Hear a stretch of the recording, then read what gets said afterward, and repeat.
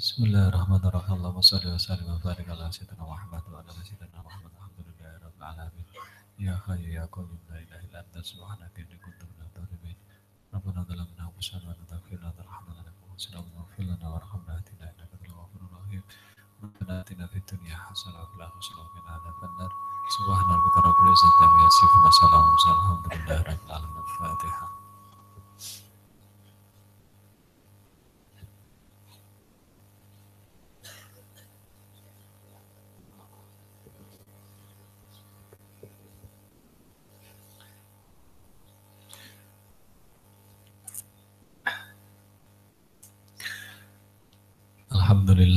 Alhamdulillahi rabbil alamin. Wa bihi nasta'inu ala umurid dunya waddin. Asyhadu an la ilaha illallah wahdahu la syarikalah wa asyhadu anna Muhammadan abduhu wa rasuluh. Allahumma shalli wa sallim ala sayyidina Muhammad wa ala alihi wa sahbihi ajma'in amma ba'du. Ingkang kula taati yang senantiasa saya hormati Sayyidina Maulina Ustadina Rabbi Ruhina Abah Kiai Haji Muhammad Qayyum Ya'qub serta keluarga yang saya hormati Ibu Nyai Abah Kiai Haji Ya'qub Husain serta keluarga, para kiai, para ibu nyai, para ikhwan akhwat Thariqah Santira Saudiyah rahimakumullah. Marilah kita senantiasa bersyukur kepada Allah yang telah menjadikan kita berkumpul dalam majelis ilmu, dalam majelis zikir. Sungguh karunia yang besar ini adalah lebih besar daripada nikmatnya langit dan bumi seisinya.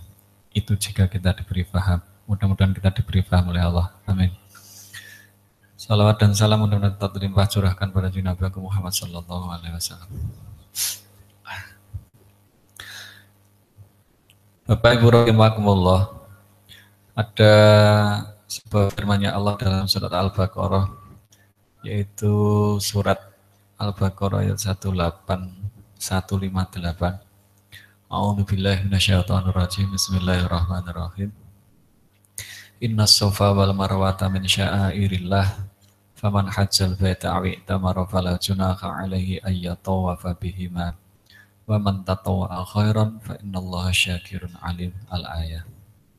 Bismillahirrahmanirrahim. Innas safa, sesungguhnya bukit Safa wal Marwata dan bukit Marwah, min sya'airillah, dari siar-siar agama Allah. Faman, maka barang siapa haja berhaji, al-baita, ke Baitullah, awik tamaro, atau berumroh, fala junaha, maka tidak ada dosa alaihi, atasnya, ayatawafa, untuk bersa'i atau bertawaf, bihima, kepada keduanya. Waman tatawa'a khairan, barang siapa yang sukarela mengerjakan kebajikan, fa innallaha, maka sesungguhnya Allah syakirun, maha mensyukuri, alimun, lagi maha mengetahui.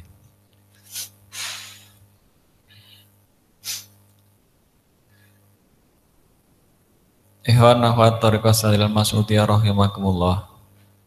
Ayat ini menjelaskan kepada kita yang pertama, yaitu Inna Safa wal Marwah, sesungguhnya bukit Safa dan bukit Marwah itu termasuk siar-siarnya Allah. Berarti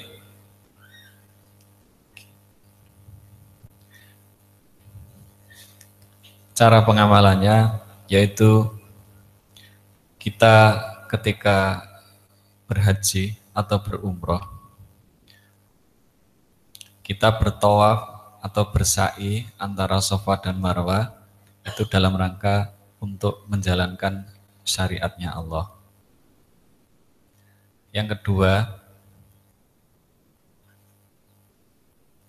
perintah sa'i dalam ibadah haji maupun umroh itu sebenarnya jika kita mau mengambil hikmah atau mencari pelajaran dari perjalanan sa'i, maka itu kita tidak bisa lepas dari perjalanan Ibu Hajar bersama Nabi Ismail yang ditinggalkan oleh Nabi Ibrahim untuk menjalankan perintahnya Allah. Hadirin hadirat rahimakumullah. Dari perjalanan itu kalau kita mau mencoba mencari pelajaran atau mengambil hikmah dari perjalanan sa'i, yang pertama yang kita tahu adalah Ibu Hajar. Ibu Hajar itu yang mana awalnya adalah budaknya Nabi Ibrahim. Terus yang kemudian ditakdirkan oleh Allah untuk menjadi istrinya Nabi Ibrahim. Dari seorang budak yang tidak punya status sosial, yang tidak punya latar belakang mapan, namun jika mau dibina dengan baik oleh seorang Nabi Ibrahim, toh beliau tetap dijadikan Allah sebagai suri toladan bagi ibu-ibu yang ada di dunia ini oleh Allah. Sehingga kita jangan pernah, khususnya ibu-ibu, jangan pernah kita tidak berlomba-lomba untuk menjadi wanita yang solehah meskipun kita punya latar belakang status sosial yang rendah seperti halnya Siti Hajar. Yang terpenting jika ada yang membina untuk urusan kembali kepada Allah dan menjalankan perintahnya Allah, menjauhi larangan Allah, kita jalankan dalam rangka kita taat kepada Allah melalui taat kepada suami seperti yang dilakukan Siti Hajar kepada Nabi Ibrahim. Itu yang pertama. Yang kedua, kalau kita melihat perjalanan sa'i, itu beliau Ibunda Siti Hajar ditinggalkan ketika masih mempunyai bayi yang kecil yang membutuhkan istilah Indonesianya membutuhkan sandang, pangan, makanan, dan lain sebagainya. Oleh Nabi Ibrahim dibina, ditinggalkan begitu saja di tengah padang gurun, tanpa ditinggali makanan, ditinggali perbekalan, dan lain sebagainya. Hanya diserahkan pada Allah.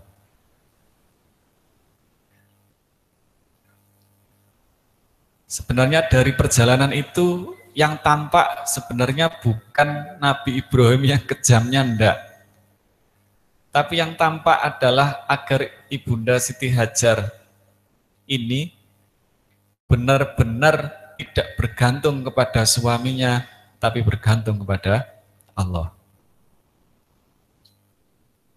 Sehingga dari pelajaran Shafa wal Marwah ini, khususnya untuk ibu-ibu, ya, jika mendapatkan ujian seperti yang didapat Siti Hajar, jangan terlalu bergantung kepada suami, namun harus tetap bergantung kepada Allah.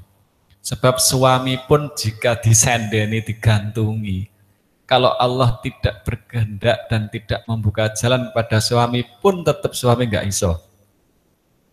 Meskipun di dalam ayat Allah memerintahkan bagi para suami, kalau suami itu ar-rijalu qawwamuna 'alan nisa, jadi pimpinannya orang perempuan, dan yang mana diperintahkan Allah untuk mengurusan infak, untuk urusan sandang, pangan, dan pakaian, dan lain sebagainya. Itu perintahnya Allah. Namun jika Allah tidak memberi kemampuan kepada suami, ya tetap saja istri menuntut apapun ya tetap nggak akan bisa.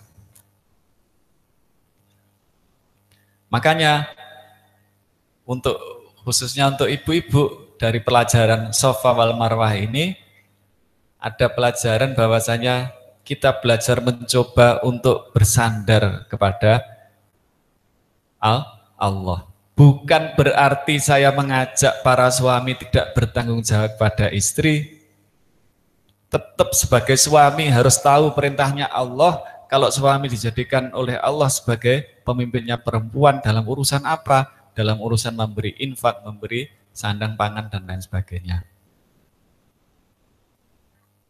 Namun Allah tidak pernah memaksakan sesuatu yang kita tidak mampu. Sehingga ibu-ibu pun juga jangan gampang-gampang, jangan suka menuntut kepada suami yang mana suami mboten mampu.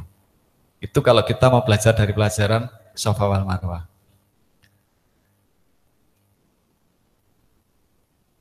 Yang berikutnya, ketika Allah menguji Siti Hajar dengan memerintahkan Nabi Ibrahim meninggalkan Siti Hajar dan Nabi Ismail, ya saat itu karena Nabi Ismail menangis minta minum karena kehausan dan lain sebagainya, ya mungkin karena kepanasan juga,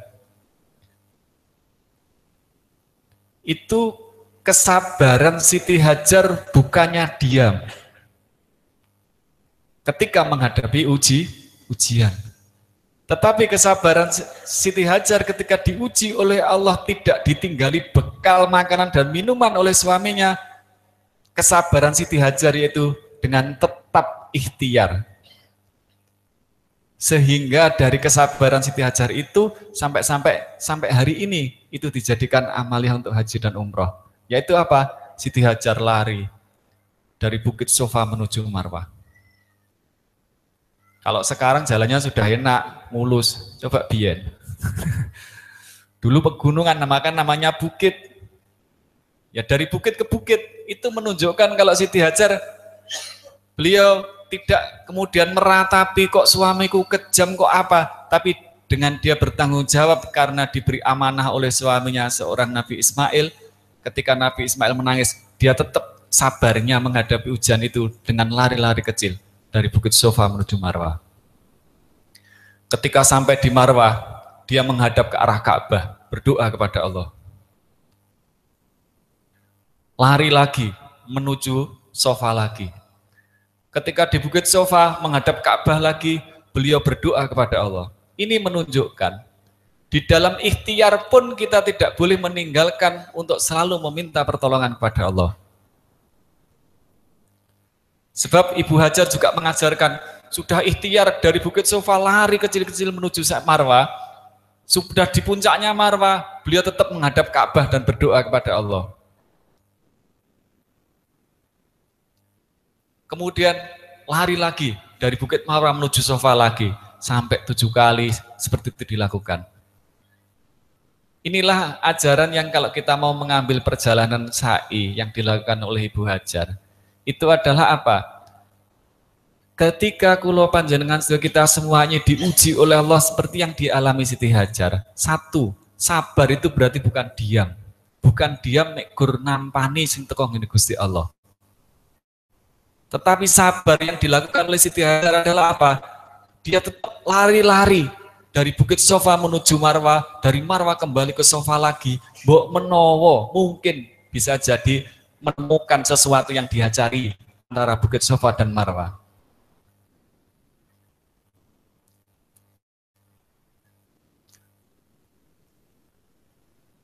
Pelajaran yang berikutnya lagi apa?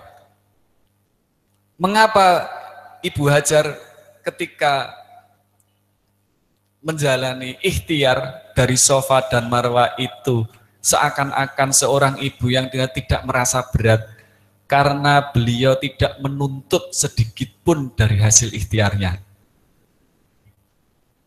Toh nyatanya yang kita lihat di dalam kenyataannya, meskipun yang berikhtiar adalah ibunya, nyatanya Allah mendatangkan hasilnya bukan dari jerih payah ibunya, tetapi dilewatkan anaknya, Nabi Ismail.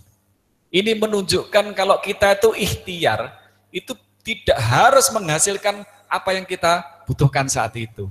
Tetapi kita ikhtiar seperti yang dilakukan Siti Hajar ketika lari-lari dari Sofa dan Marwah dalam rangka karena diperintah Allah. Nanti hasilnya terserah Allah. Mungkin seperti yang dialami oleh Siti Hajar dan Nabi Ismail, ternyata air yang dicari itu dilewatkan Allah bukan dari lari-larinya ikhtiarnya Ibu Hajar, tapi ternyata dilewatkan lewat anaknya.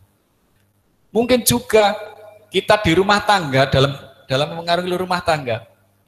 Ketika bapak kerja, ibu kerja, ternyata anak kita disangoni sama mbah. Karena mbahnya suka banget sama cucunya, ya sudah ternyata itu kita yakini kalau itu datangnya dari Allah, bukan dalam artian kemudian ikhtiar kita rugi atau sia-sia. Jadi apa? Sabar yang dilakukan oleh Siti Hajar di sini bukannya diam, tapi sabarnya adalah tetap lari-lari dari bukit Safa dan Marwah, dan ketika melakukan ikhtiar itu, beliau tidak pernah meninggalkan Allah. Karena sewaktu di puncak Safa, beliau berdoa kepada Allah menghadap Ka'bah. Menghadap Ka'bah berdoa kepada Allah. Sehingga kita dalam menghadapi ujian hidup ini, yang harus selalu ingat kita ikuti pelajaran yang dapat kita ambil dari perjalanan Siti Hajar, yaitu apa? Tetap ikhtiar untuk menghadapi ujian yang diberikan oleh Allah sambil tetap berdoa untuk selalu meminta pertolongan kepada Allah. Mungkin hasil ikhtiar kita tidak dilewatkan kita, namun dilewatkan orang lain. Inilah sekilas yang terpenting dari perjalanan ini tadi. Yang pertama, untuk ibu-ibu atau pada umumnya bapak-bapak juga, bahwasanya Allah meninggikan derajat itu tidak melihat asalnya dari keturunan siapa. Toh Ibu Hajar yang asalnya budak saja, ketika beliau dibina oleh Nabi Ibrahim untuk taat kepada Allah dan taat kepada Rasulnya pun diangkat derajatnya oleh Allah. Sehingga kita jangan pesimis, jangan berkecil hati untuk bisa menuju kepada Allah dan meninggikan derajat kita masing-masing dengan cara kita berguru dan menjalankan perintah guru. Yang kedua, kita jangan bersandar kepada makhluk seperti yang dilakukan, yang dicontohkan oleh Ibu Hajar, yang tidak bersandar kepada suaminya. Ketika ditinggal Nabi Ibrahim, dia nggak rewel, nggak mau minta, ya aku ditinggali opo, seorang apa-apa. Nabi Ibrahim Siti Hajar nggak seperti itu, nggak dibuatkan rumah, nggak ditinggali makan, nggak ditinggali minum, tetap dia yakin kalau ini adalah perintah Allah, berarti saya harus bersandar kepada Allah.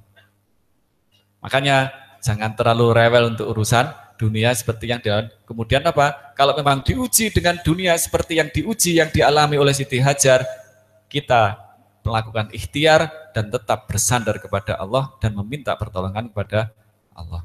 Ini mudah-mudahan pelajaran sa'i, yaitu dari Safa wal Marwah ini bisa menginspirasi kita untuk dalam beramal menghadapi kehidupan kita dalam kehidupan sehari-hari. Amin. Faman hajjal baita awi tamaro fala junaha alaihi ayyatawafa bihima. Barang siapa yang berhaji ke Baitullah awi tamaro atau berumroh, fala junaha alaihi, maka tidak ada dosa alaihi atasnya ayyatawafa bihima, untuk bersa'i atau bertawaf pada keduanya. Ini dikarenakan ada sebagian sahabat, perjalanan sa'i itu setelah yang dilakukan Siti Hajar, orang-orang Arab jahiliyah pun juga melakukan sa'i. Makanya banyak ketika Rasulullah melakukan perjalanan haji, jangan ada sa'i aja yang menanyakan, ya Rasul, bukankah itu amaliyahnya orang-orang jahiliyah?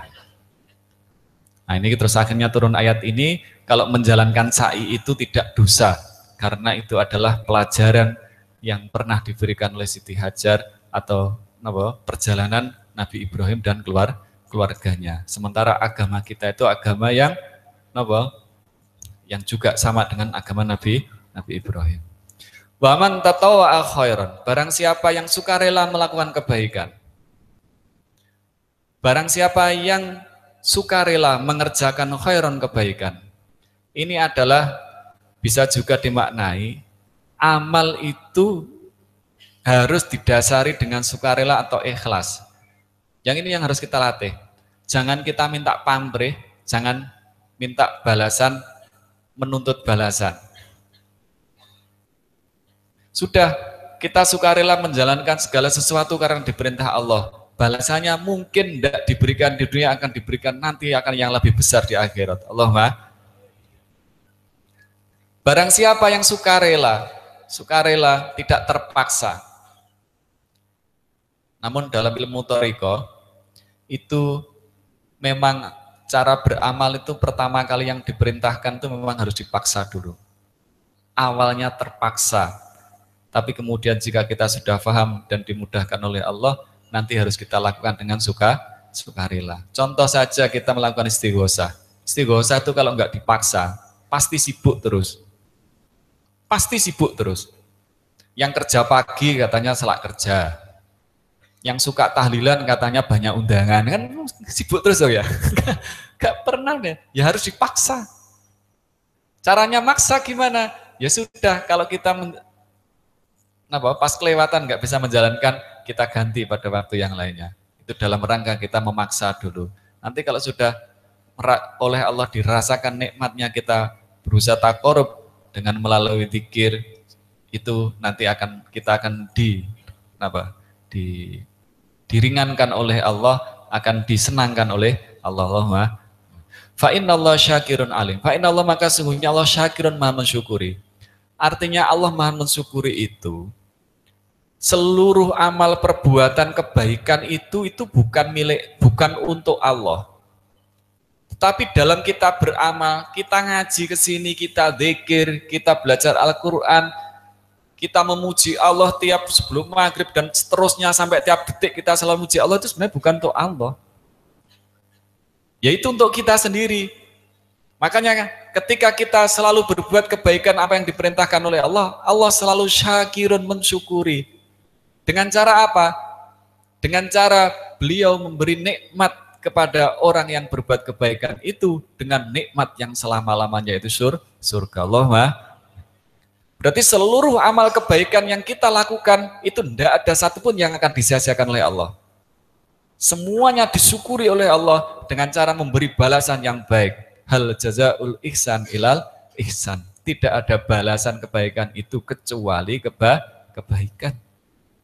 Ini sudah menjadi ketetapan Allah. Tidak usah diminta, sudah nanti dikasih sendiri oleh Allah. Alimun, lagi maha mengetahui. Maha mengetahui kepada siapa? Orang yang berbuat kebaikan. Apakah kebaikan itu dalam rangka untuk sanjungan manusia, dalam rangka untuk riya, dalam rangka untuk dunia? Apakah amal kebaikan itu memang murni untuk Allah? Makanya kita berhati-hati dalam beramal, karena kita berinteraksi dengan zat yang maha melihat dan maha teliti. Mudah-mudahan kita selalu dibina oleh Allah. Amin. Al-Fatihah. Ya kan Allah, ya kan Allah. Allahumma salli wa sallim wa barik ala sayyidina Muhammad wa ala ali sayyidina Muhammad. Alhamdulillahi rabbil alamin. Allahumma ighfir lana warhamna wahdina innaka antal ghafurur rahim. Rabbana la tuzigh qulubana ba'da idh hadaytana wa hab lana min ladunka rahmah innaka antal wahhab. Allahumma ighfir li ummati Muhammadin. Allahumma arham ummata Muhammadin. Allahumma astur ummata Muhammadin. Allahumma jibur ummata Muhammadin. Allahumma aslih ummata Muhammadin. Allahumma farij ummata Muhammadin. Rabbana atina fid dunya hasanah wa fil akhirati hasanah wa qina adzabannar. Rabbana taqabbal minna bi rahmatika ya arhamar rahimin wa tub alaina innaka antat tawwabur rahim. Subhana rabbika rabbil izzati amma yasifun wa salamun alhamdulillahi rabbil alamin. Al-Fatihah. Alhamdulillah. Ya kan Allah. Ihdinas siratal mustaqim. Assalamualaikum warahmatullahi wabarakatuh.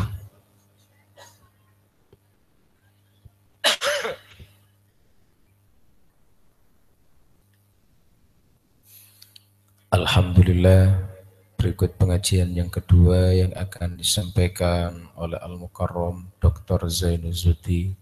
Waktu dan tempat kepada beliau kami persilakan. Allahumma salli ala Muhammad ya